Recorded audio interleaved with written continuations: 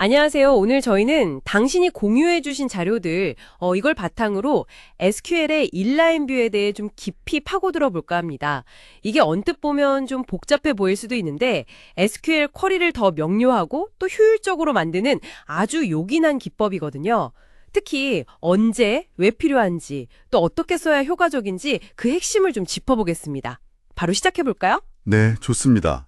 인라인 뷰, 이게 단순히 쿼리문을 그냥 감싸는 것, 그 이상의 의미를 가집니다.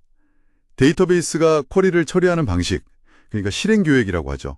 그걸 최적화하고 복잡한 비즈니스 로직을 단계별로 좀 명확하게 구현하고요.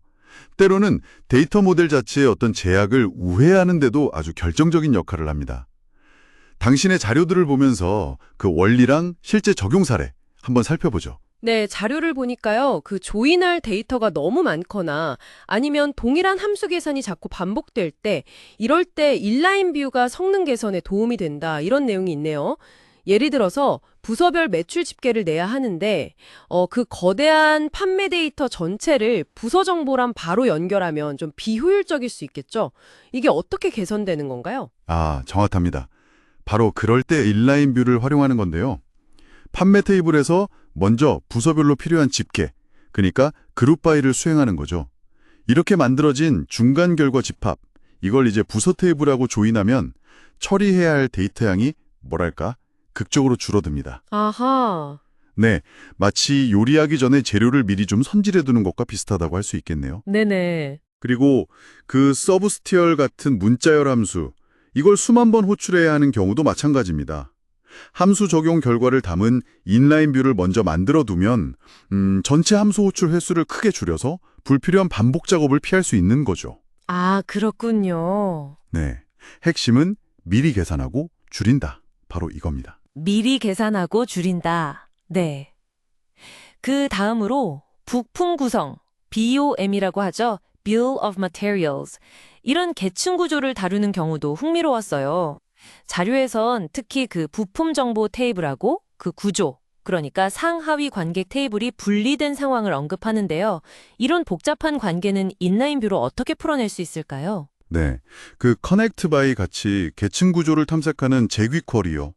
이게 그 결과가 일반 테이블하고 바로 조인하기에는 좀 까다로울 때가 많습니다. 뭐 피 구조가 달라지기도 하고요. 아, 이럴 때 인라인 뷰가 아주 유용해요.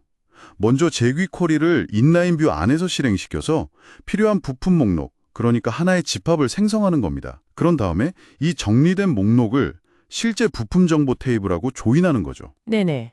당신 자료에 나온 것처럼 뭐 재고를 확인해서 대체품까지 찾아야 하는 복잡한 시나리오, 이런 여러 단계의 로직도 인라인 뷰를 중첩해서 구현할 수가 있습니다. 아, 중첩해서요. 네, 복잡한 문제를 이렇게 단계별로 나누어 푸는 전략인 거죠. 방사형 조인, 그러니까 스타 스케마 조인이라는 용어도 눈에 띄더라고요.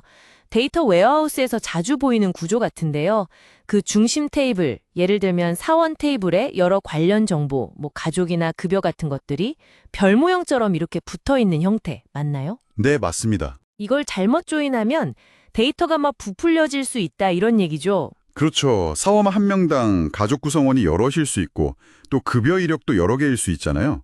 이런 테이블들을 그냥 생각 없이 한 번에 조인해버리면 예를 들어 한 사원의 급여 정보가 가족 수만큼 막 중복돼서 나타나고 그런 원치 않는 결과가 나옵니다. 아, 네. 여기서 이제 인라인 뷰는 각 차원 테이블, 그러니까 가족이나 급여 같은 테이블을 사원 기준으로 미리 요약하는 역할을 하는 거예요.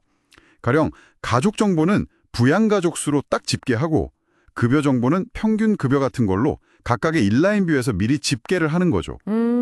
그런 다음에 이 요약된 결과들을 최종적으로 사원 테이블하고 조인하는 겁니다. 아하, 그렇게 단계를 나누는군요. 네, 이렇게 하면 데이터 중복 없이 정확한 정보를 얻으면서 동시에 각 부분의 최적화도 꾀할 수 있습니다. 그렇군요. 데이터 구조나 로직의 복잡성을 관리하는 건 외에도 자료에서는 인라인 뷰를 사용해서 데이터베이스 옵티마이저의 작동 방식에 영향을 줄 수 있다. 이 점도 강조하네요. 가끔 SQL 힌트를 줘도 옵티마이저가 개발자 의도대로 안 움직일 때가 있잖아요. 네, 있죠. 이럴 때 인라인 뷰가 어떻게 도움이 될 수 있는 건가요? 이거 아주 중요한 지점입니다. 옵티마이저가 최적의 실행 계획을 잘 못 찾는다고 판단될 때가 있어요. 그럴 때 인라인 뷰는 개발자가 의도하는 처리 순서를 강제하는 수단이 될 수 있습니다. 강제한다고요? 네. 예를 들어서 특정 조건으로 데이터 양을 확 줄일 수 있는 테이블이 있다면 그 테이블을 먼저 필터링하는 인라인 뷰를 딱 만들어요. 그리고 그 결과를 다른 테이블하고 조인하도록 유도하는 식이죠. 아, 옵티마이저한테 자, 이 부분부터 처리해서 결과 집합을 작게 만들어줘 라고 좀 명확하게 지시하는 것과 같습니다. 네네. 특히 복잡한 조건이나 아까 말한 방사형 조인 구조 같은 데에서 옵티마이저의 예측이 좀 빗나갈 때 이게 아주 효과적인 제어 수단이 됩니다. 와, 정말 강력하네요. 이게 단순히 쿼리를 좀 보기 좋게 정리한다, 이런 차원을 넘어서는군요. 성능을 끌어올리고 복잡한 로직을 풀어내고 심지어 그 옵티마이저의 동작까지 제어할 수 있다니. 오늘 저희가 함께 살펴본 이 내용들이 당신의 SQL 작성 능력을 한 단계 더 발전시키는 데 좀 실질적인 도움이 되기를 바랍니다. 네. 결국 핵심은 어떤 중괄 집합을 만들 것인가? 여기에 대한 전략적인 고민인 것 같아요. 인라인 뷰는 복잡한 문제를 더 작고 관리 가능한 단위로 나누어서 단계적으로 해결하도록 돕는 도구인 셈이죠. 여기서 스스로에게 한번 던져볼 만한 좋은 질문이 있습니다. 바로 이건데요.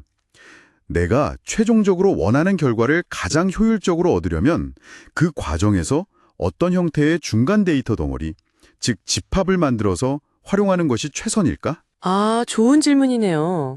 네, 이 질문을 늘 염두에 두신다면 훨씬 정교하고 강력한 SQL 쿼리를 설계하실 수 있을 거라고 생각합니다.